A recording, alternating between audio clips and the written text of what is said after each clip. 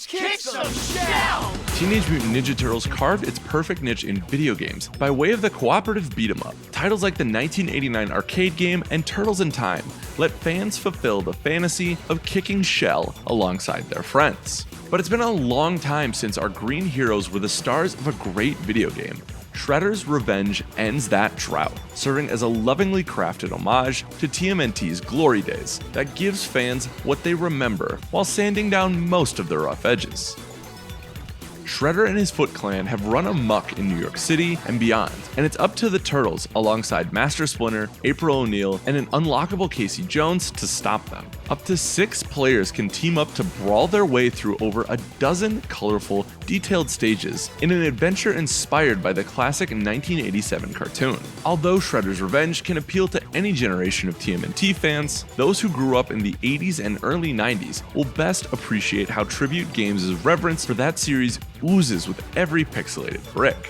I'm among fans who discovered TMNT during this golden era, so I couldn't stop smiling as I recognized Easter eggs and encountered a fearsome foe or friendly face I'd long forgotten about. The cuts run deep in Shredder's Revenge. One villain only appeared once in the cartoon, giving die-hard players plenty of well-executed fan service. Hearing the original voice cast bring the Turtles back to life adds a nostalgic cherry atop the package, and a wonderful retro-inspired soundtrack ranks among my favorites of the year.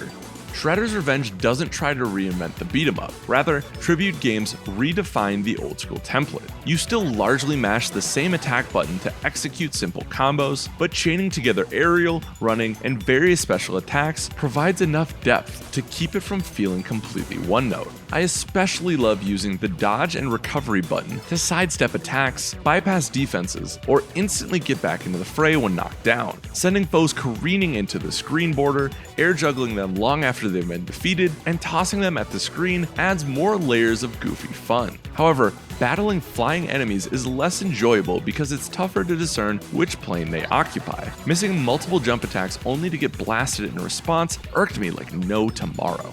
Even with a full squad of 6 players and mobs of enemies on screen, Shredder's Revenge runs like a dream.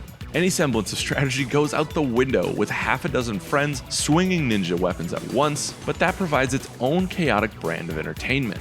Sure, losing track of yourself in the sea of digital humanity happens often and can be mildly frustrating, but the joy of laughing and cheering alongside so many baddies dulls the irritation.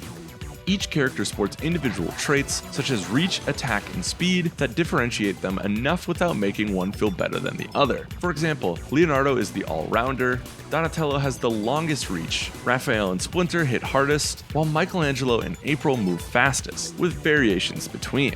You can't go wrong even if someone claims your favorite. Though I'll always rep Donatello, I had a great time using everyone.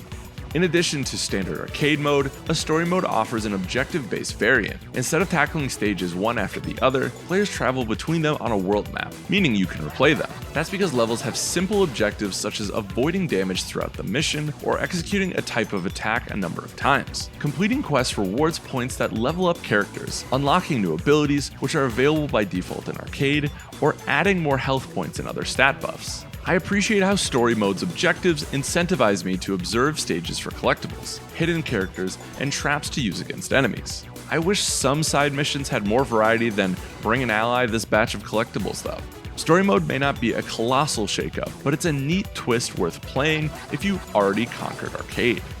Teenage Mutant Ninja Turtles Shredder's Revenge gives me what I wanted, a polished, raucously fun throwback that plays better than how I remember the original games. Turtles fans new and old will find plenty to love, but those possessing a nostalgia for this era of the franchise are in for the biggest treat. Invite some friends, order a pizza, and prepare to relive your childhood in the best possible way.